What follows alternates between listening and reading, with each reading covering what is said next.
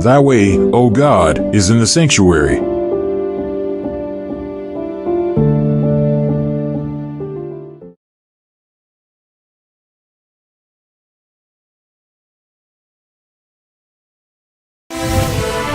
right, there's more breaking news we're following. 3 Russian fighter jets have just entered into Estonia's airspace without permission earlier this morning, that according to Estonia's foreign ministry. Officials say the jets stayed in their airspace for some 12 minutes. Estonia borders Russia and is a key member of NATO. Its foreign minister called the move by Moscow unprecedentedly brazen. First, Russia is holding major military exercises amid some of the worst tensions in Europe since it invaded Ukraine. The exercises in Belarus come just days after Russia sent drones into neighboring Poland for the first time. Now NATO countries are on high alert. And I'm willing to do sanctions, but they're going to have to toughen up their sanctions commensurate with what I'm doing. It comes after months of Trump promising to negotiate an end to the Russia-Ukraine conflict and even meeting with Putin and Zelensky separately. I thought this was going to be an easy one for me, but this has turned out to be tough. The hatred between Zelensky and Putin is unfathomable. Ukraine's President Volodymyr Zelensky has warned that if Vladimir Putin is not stopped, he will keep driving the Ukraine war wider and deeper. Speaking at the UN's General Assembly in New York, Mr. Zelensky said more countries would be met with Russian aggression unless allies displayed a united front and ramped up support. French and Danish fighter jets and a frigate will join coordinated patrols, NATO's European commander told reporters, declining to give more details. Eastern Sentry, as I envision it, is going to cover the entire eastern flank of the alliance, from the high north to the Black Sea and the Mediterranean, anywhere that we might see a threat from the Russians. The US president landed in the city for the United Nations General Assembly, as you just saw, and suddenly his tone changed. He asked Ukraine to win back all the land. He called Russia a paper tiger. He said NATO should shoot down Russian jets and drones. It's a full 360-degree, a U-turn that nobody really saw coming. So what happened here, and what does it mean for Ukraine and the world? Putin has for years complained about NATO's eastward expansion as a security threat and sees any possibility of Ukraine joining the alliance as a major red line. Launching the biggest European invasion since the end of World War II, Putin gave a fiery speech on TV declaring his goal was to demilitarize and denazify Ukraine. Is there more to this conflict? Is there a connection with the Eastern question? Does the Bible provide an answer for us on this impending war? What do our pioneers have to share on this matter? Let us take a deep dive into what does Putin really want? The Eastern Question documentary. You don't want to miss this. Search Bible Meds on YouTube and don't forget to subscribe, comment, like, and share. Soon strife among the nations will break out with an intensity that we do not now anticipate. The present is a time of overwhelming interest to all living. Rulers and statesmen, men who occupy positions of trust and authority, thinking men and women of all classes, have their attention fixed upon the events taking place about us. They are watching the strained, restless relations that exist among the nations. They observe the intensity that is taking possession of every earthly element, and they realize that something great and decisive is about to take place, that the world is on the verge of a stupendous crisis. Dark, heavy clouds came up and clashed against each other. The atmosphere parted and rolled back. Then we could look up through the open space in Orion, whence came the voice of God. The holy city will come down through that open space. I saw that the powers of earth are now being shaken and that events come in order. War and rumors of war, sword, famine, and pestilence are first to shake the powers of earth. Then the voice of God will shake the sun, moon, and stars, and this earth also. I saw that the shaking of the powers in Europe is not, as some teach, the shaking of the powers of heaven, but it is the shaking of the angry nations. By late 1991, republics like Ukraine began declaring independence from Soviet domination. The Soviet Union dissolved into 15 independent countries, including a much weaker Russia. And the Soviet sphere of influence disappeared as many countries overthrew their communist governments. Even though the Cold War ended, the alliance on the other side of Europe was still going strong. In fact, it was expanding. In 1999, Poland, Hungary, and the Czech Republic joined NATO. In 2004, 7 more countries joined.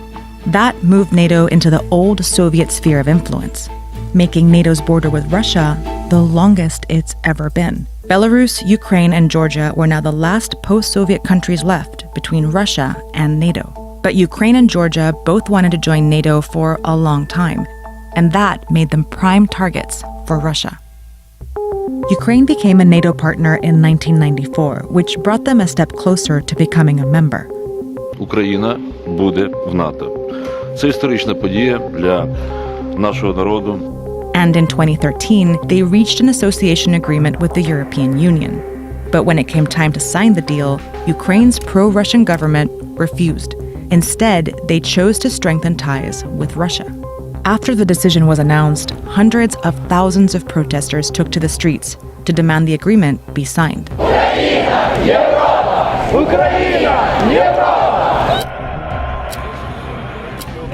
After months of peaceful protests, the Ukrainian president cracked down and killed more than 100 people, sparking more protests, which eventually drove the president out of office and the country.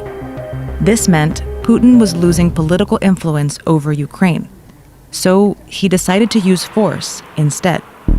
First, he invaded and annexed Ukraine's Crimean peninsula.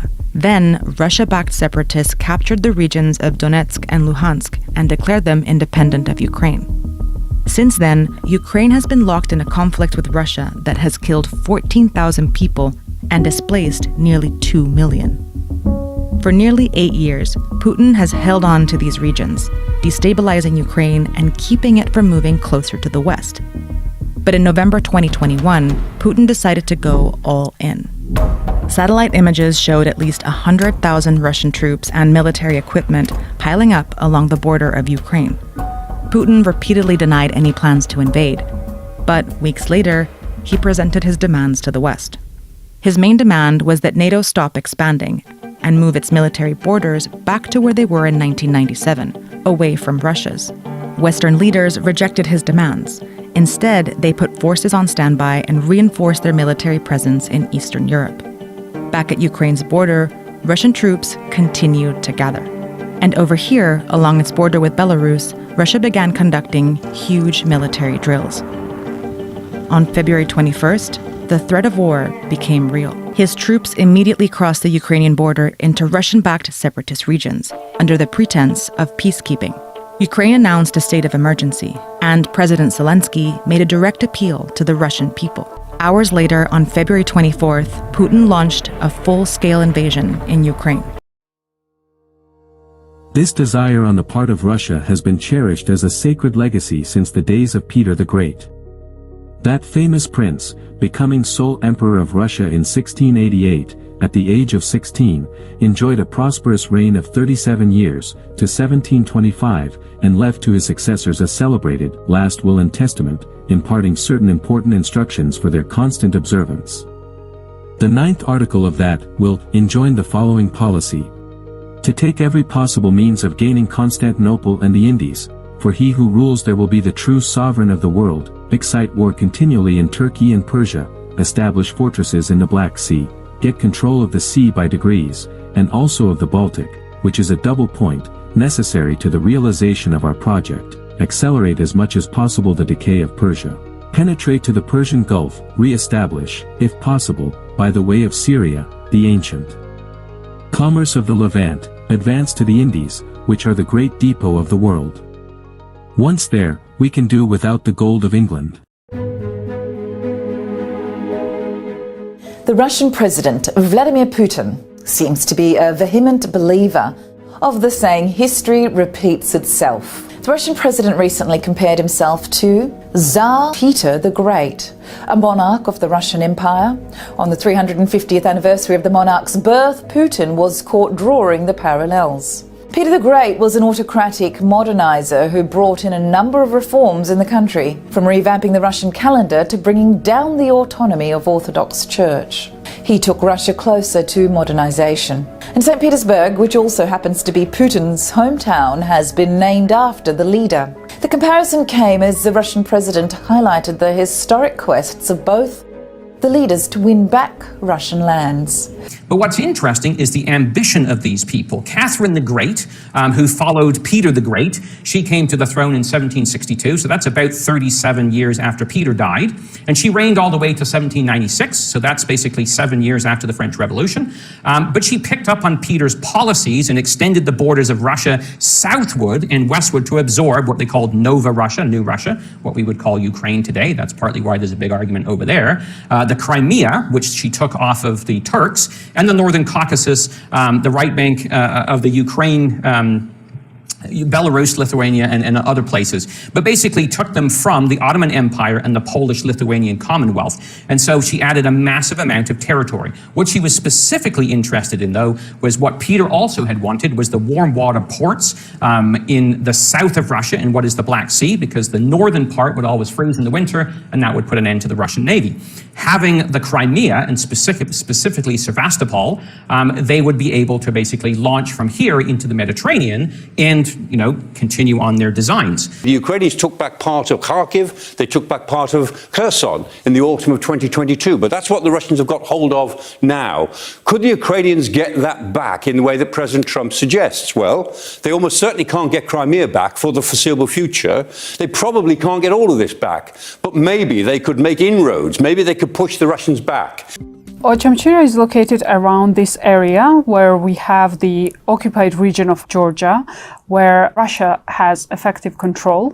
The port has taken on a new significance since Russia's full-scale invasion of Ukraine in 2022, and Kyiv's claim to have damaged or destroyed 1/3 of Russia's prized Black Sea fleet. Russia sees the Black Sea Fleet as a tool of projecting its power within the Black Sea. Ukrainians have been quite successful at targeting Russian assets in the Black Sea. And in October 2023, we saw how Russians have been relocating their ships from Sevastopol to the Novorossiysk port. But still, Novorossiysk has not been a safe haven for Russia, and Russians have been looking at alternatives. Novorossiysk port is located over here. We have the Ochomchira port around here, and you can see that the distance between these two ports are quite significant, which means that the Russian warships will be much safer when it comes to the distance from the actual war zone in Ukraine. While the location offers Russia's navy some additional security, Ukraine still possesses the ability to hit Ochomchira. So Moscow is relying on the fact that despite its status as a breakaway region, internationally, Abkhazia is widely recognized as part of Georgia. Ukraine recognizes the sovereignty and territorial integrity of Georgia, and should it decide to strike, this will eventually mean that Georgia would be dragged into this conflict. Satellite images reveal how Russia is working to turn this tiny port into a naval base. We have seen some changes in terms of the access to the port. For instance, we see that the access has been widened, potentially in order to allow bigger ships to enter the port. The satellite images also reveal that in the summer, a larger Russian ship, a type of salvage tug, docked at Ochomchira. This here indicates that the port can actually receive the Russian ships. While the port is small, experts suggest it is big enough to refuel vessels that are capable of carrying Russian cruise missiles. Analysts say Russia's moves to upgrade its military infrastructure in the Black Sea reflect Moscow's long-term plans to assert dominance in the region. Let any person look at a map of the Russian possessions in Europe and Asia and note where lie all her ports. It will be readily seen that with the exception of the ports in the Black Sea, they all lie in the very coldest regions, and these with the exception of St. Petersburg, Riga, and Vladivostok lie even in the Arctic regions. And even St. Petersburg, Riga, and the Baltic Sea itself are icebound for nearly half the year. It is so also with Vladivostok. At a glance, therefore, it is seen that for nearly or quite half the year, Russia's navies are icebound and absolutely shut away from the world's waters. And plainly this prohibits Russia from having any effective power on the sea and excludes all prospect of her making successful war. And so long as this condition shall continue, it matters not how strong she may be in herself, in navies and material, as for real effectiveness she will rate only as a second-class power or less. The Black Sea is the only water that Russia has that is open the year round. There she can build and float her navies always in free, warm water. But lo! The only door from the Black Sea to the world's waters, the Bosphorus and the Dardanelles, is in the power of the Turk, and in addition by terms of specific treaties of the concerted powers is absolutely closed to war vessels. Thus in effect the Black Sea, though warm water the year round, is rendered as valueless as though it were icebound the year round. Because the Black Sea is so central to Russia's ambitions, who controls the Black Sea is going to be one of the key questions as to who is the key player in the 21st century. From the point of view of Russia, the Black Sea has been most important strategically because it brings together three distinct security regions. To the north you have Russia and the wider steppes of Eurasia. To the south you've had Turkey and the whole Mediterranean region. And then to the west you've had the European and Balkan areas. All of these have been key for Russia to try and control and extend its power, then to project its strength into the East Mediterranean and beyond that to the Middle East and even the Red Sea. During the Soviet Union, the Black Sea was often called the Soviet Lake because Moscow controlled effectively the whole coast, which meant that Turkey was the outstanding NATO member. And this is why Turkey is so fundamental. There's only one point of access which is controlled by Turkey. With the end of the Soviet Union, the region is fragmented and we've seen different countries belonging to different alignments. Joining Turkey now is Bulgaria and Romania, so NATO has been able to take control of this southern arc of countries and has been gradually enlarging to the east.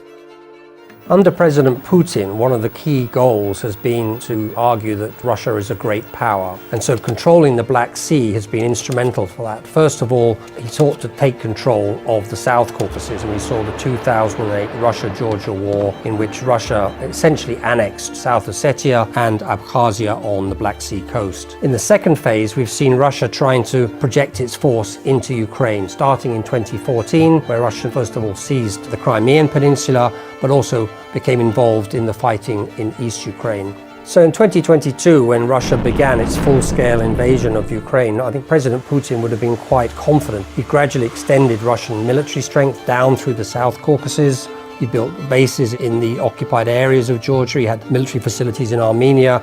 Then he'd extended into Ukraine, his military forces, and he built up the Crimea. As a result of the intervention in 2022, NATO has responded quite dramatically. All along what has now become the eastern flank of NATO, we've seen an increase in NATO forces. And the really big change has been with Sweden and Finland joining the alliance, which means that Russia can now not really access the Baltic region in an effective way. So the Black Sea region actually has become more important for President Putin. He can't afford to lose the Black Sea, and that's why I think the war will be really critical, not just for the Black Sea, but actually for the future of President Putin himself. Briefly and bluntly stated, the whole Eastern question springs from Russia's design to possess Constantinople and the efforts of the other great powers of Europe, and especially Britain, to keep her from it. For more than 1,000 years Russia has been wanting Constantinople. In this time she has made a number of attempts to gain it. Once she practically had it, but a brilliant move of Britain with other powers prevented her from keeping it, and thus arose the Eastern question in fact. From the standpoint of military and naval power, Constantinople occupies a position of prime importance. Constantinople is the great gateway of two continents. Here was the spot which the great Darius had chosen to connect Asia and Europe with his bridge of boats. Napoleon Bonaparte once remarked that the nation which holds Constantinople possesses the mastery of the world. Be this as it may, it is beyond question that the power which holds Constantinople dominates Russia. Flanking the shores of the Black Sea lie the garden lands of Russia. It is here that her richest and most fertile, and her most densely populated, provinces are situated. It is into the Black Sea that her mightiest rivers flow. The products of the soil and of the shop and the factory always follow the most natural and the cheapest means of transport, the course of the navigable streams. Thus the south of Russia is likely, more and more, to become the citadel and source of her wealth and power. Commerce as well as war seeks a free way to the high seas, and from the viewpoint of commerce and war alike, Constantinople is the natural heritage of the Tsars. A great authority has correctly stated the Muscovite situation relative to the possession of the imperial city of Constantinople.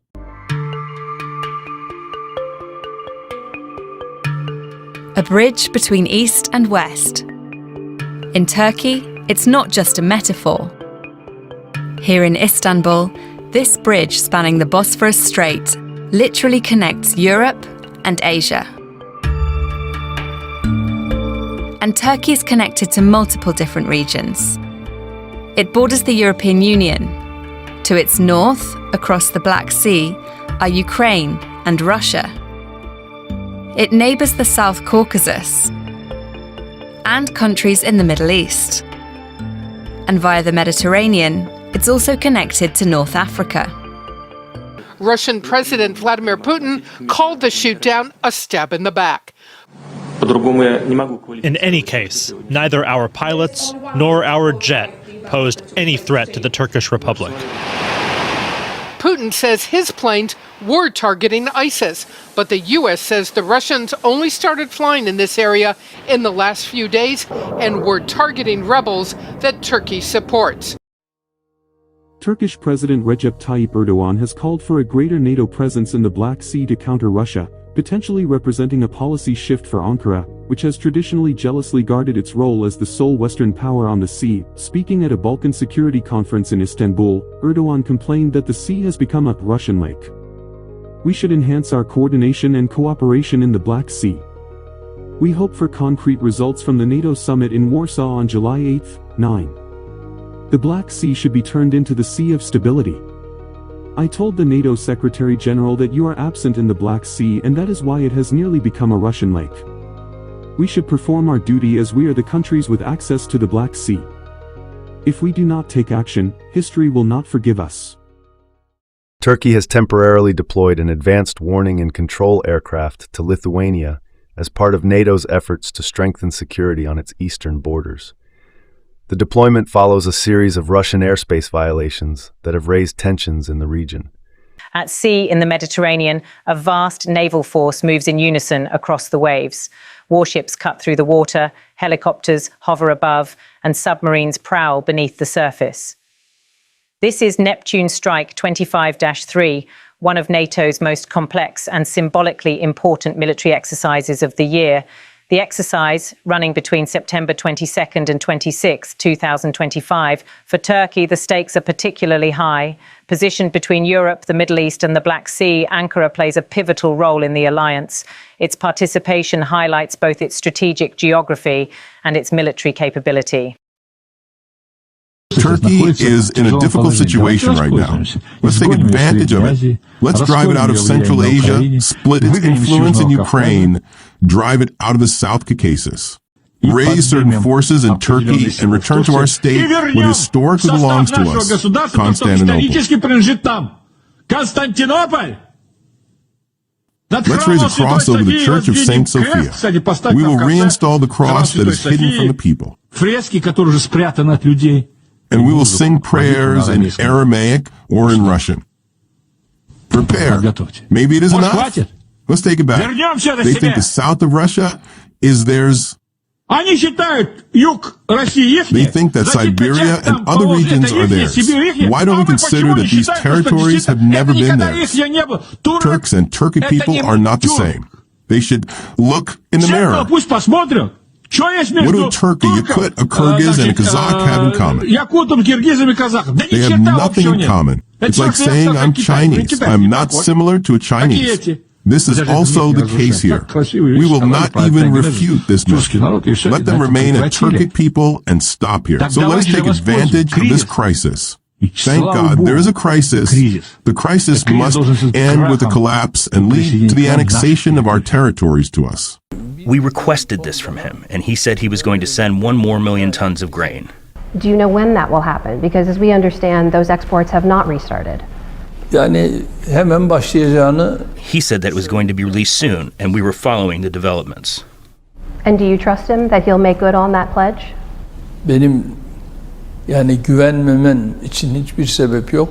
I have no reason not to trust them. To the extent the West is reliable, Russia is equally reliable. For the last 50 years, we have been waiting at the doorstep of the EU, and at this moment in time, I trust Russia just as much as I trust the West.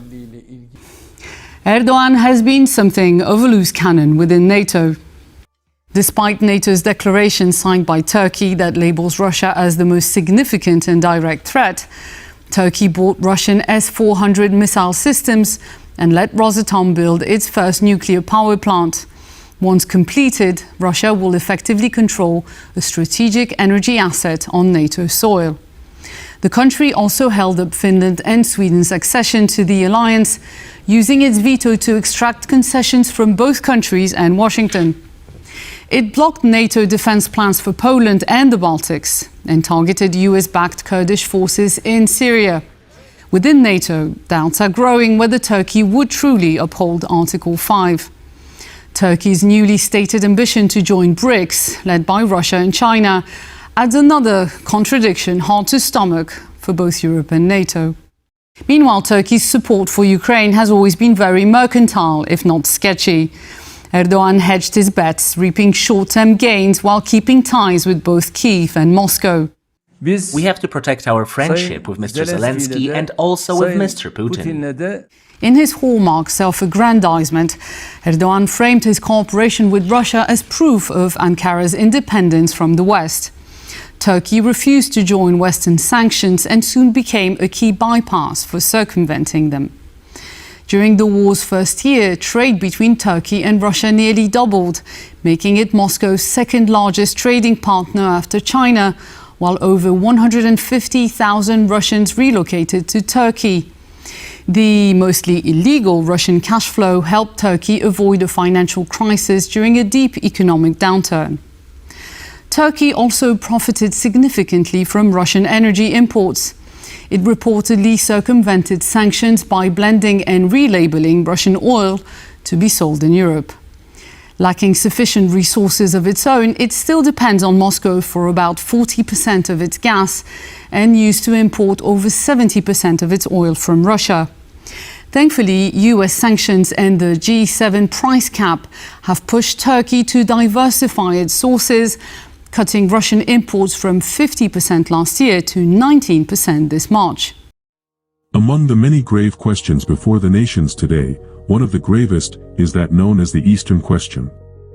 What shall be done with the sick man of the East? Shall he be expelled from Europe? And what shall be done with his territory? Who shall have Constantinople? But why are these questions of such serious and universal interest? Two reasons may be assigned. First, the geographical position of European Turkey.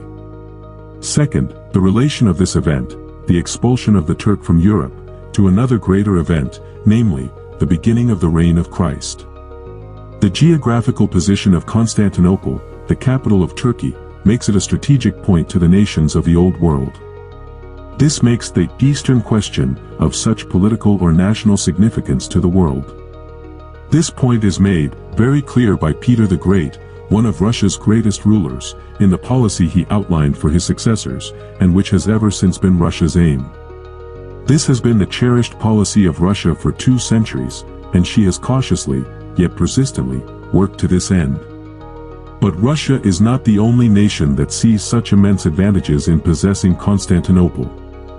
The other powers of Europe see what Russia sees, and, if they have not worked as wisely for the possession of Turkey as Russia has, they have worked with untiring vigilance to prevent Russia, and one another as well, from securing the coveted territory.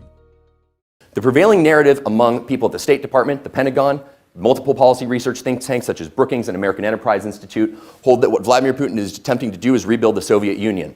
My thesis is that what Vladimir Putin is attempting to do is restore the Russian Empire, the lost Christian empire. And this has major implications for how we should apply our military strategy.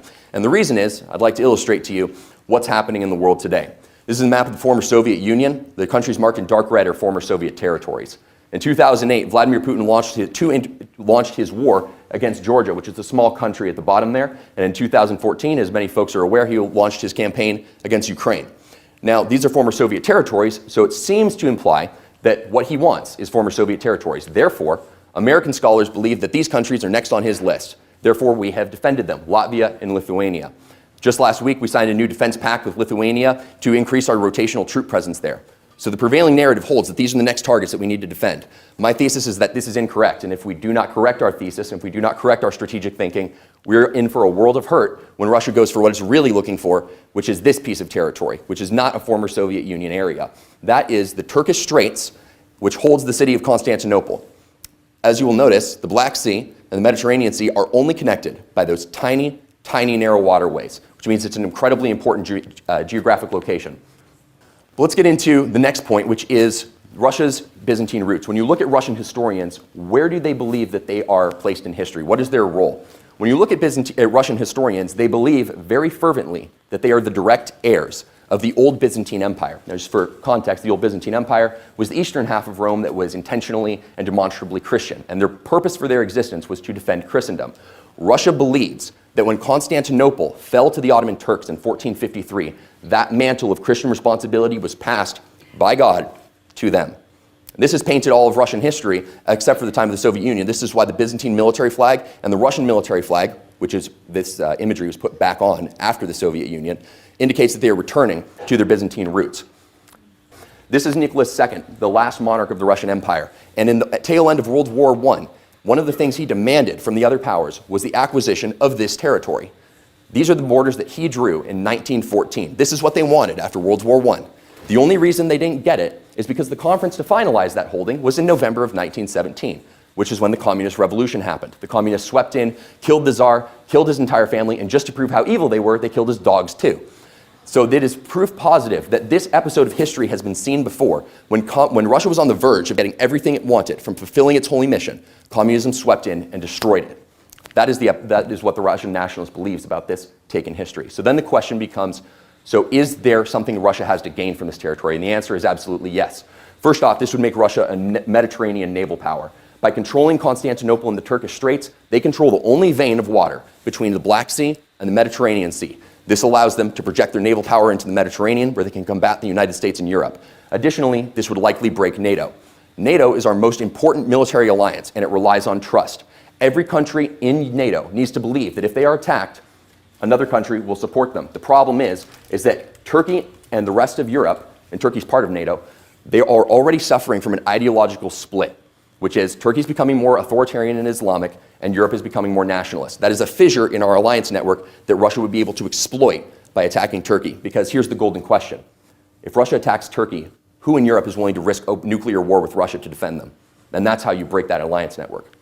Then there's the economic advantage. A fifth of the world's wheat trade flows through the Constantinople and the Turkish Straits. This means that Russia would be able to control the economies that are reliant on the Black Sea and force those countries to play ball with Russia if they want to have a healthy economy. Additionally, the religious aspect. This would likely cause a religious resurgence in Russia by opening the Hagia Sophia, the cathedral at the heart of Eastern Christendom. This would help rebuild an Eastern European power bloc, like what the Soviet Union had, but it would keep it together because Eastern Europe is very, very Christian. They're not communists, they're very Christian. And so this would help rebuild a Russian-based power bloc in Eastern Europe. And that's something that we are currently missing. This would also solve the demographic crisis by getting Russians to return to church. There is still another and most potent reason from the Muscovite angle of view why Russia must drive the Turk off the straits and generally disrupt his empire and terminate his rule. Russia is brought into eternal conflict with the Ottoman government from a racial and religious standpoint. There are vast numbers of men and women of the Slavonic race who owe their civil allegiance to the Turkish Star and Crescent. The religion of these people is the same as that of the Russian Church. On these two counts, they are affine to the Russian people by a most powerful dual bond of race and faith. Consequently, the manner in which Turkey rules her Christian subjects is a prolific cause of irritation between herself and her northern neighbor. Now the Russians are a profoundly religious people. Consequently, there is something intolerable to them in the thought of a population of their own blood and creed being misruled and persecuted by the Muslims. Popular sentiment in Russia frequently runs so high over this matter that the hand of the government is forced to action. Good evening. We have breaking news from the Vatican. In a stunning diplomatic development, Pope Leo has just held a high-stakes meeting with Metropolitan Antony, a top Russian Orthodox Church official, as tensions between the Catholic and Orthodox churches remain strained over Russia's ongoing invasion of Ukraine. The historic audience took place this morning, with Pope Leo welcoming Antony, the influential chairman of the Russian Orthodox Church's Department of External Church Relations, alongside 5 other prominent clerics. The Vatican released a brief statement confirming the meeting, but kept details tightly under wraps, leaving the world speculating about the true purpose of this encounter. The eastern and western parts of the Church have had a long history of unity and disunity as Christianity spread around the world. Historians speak of an East-West schism as a singular event that took place in the year 1054 when Cardinal Humbert and some other representatives of Pope Leo IX placed a bull of excommunication on the altar of the Hagia Sophia in Constantinople, excommunicating the Patriarch Michael Cerularius from fellowship with Rome. While this was a significant insult to the Patriarch and a blow to East-West relations, the truth is that the schism had been growing for centuries. The excommunication event of 1054 was just one of many factors that caused the eastern and western parts of the Church to drift apart from one another. The head of the Orthodox Church is based in Istanbul. It's known as the Ecumenical Patriarchate of Constantinople. Now, last week, it accepted Ukraine's call to end Russian religious rule in the country. The Russian Orthodox Church is one of the largest, with an estimated 120 million followers from Asia to the Baltic states. Now, its governing body complained that by allowing another church to break away, the Constantinople Patriarchate was renouncing its historical roots. The decision aggravates a 4-year conflict between Kiev and ethnic Russians in eastern Ukraine. Patriarch Kirill is Putin's spiritual guru, but they're also lockstep in politics. As Patriarch, Kirill has said that Putin's rule is a miracle. Putin often turns to him for advice, not just on matters of spirituality, but also politics.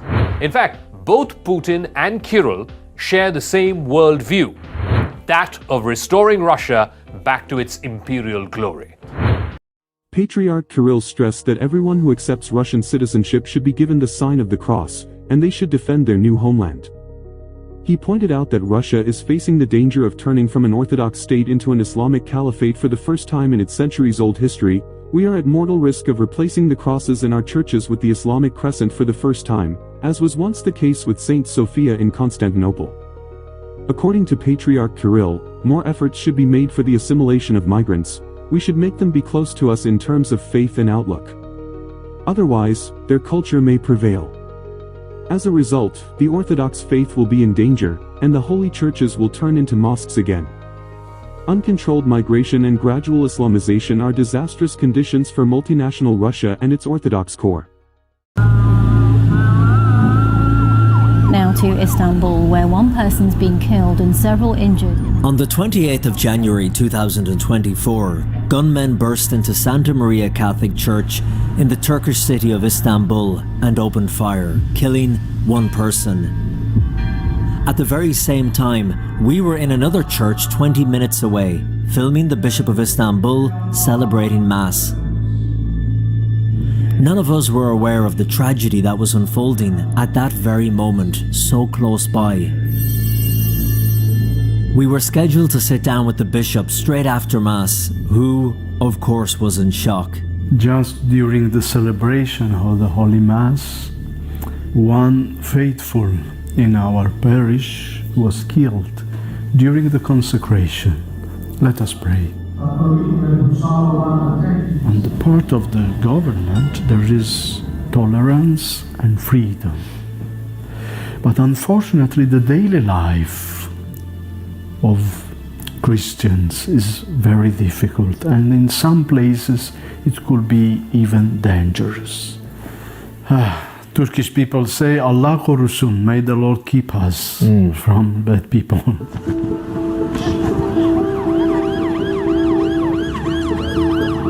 We've just arrived at the Church of Santa Maria to the north of the city of Istanbul. There's the church there. As you can see, there's a heavy police presence and the Turkish military seem to be here as well. Police say it was not a religious attack, but rather a targeted killing of a certain individual. But then the terrorist organization ISIS claimed responsibility, so it's hard to know the truth of what exactly happened.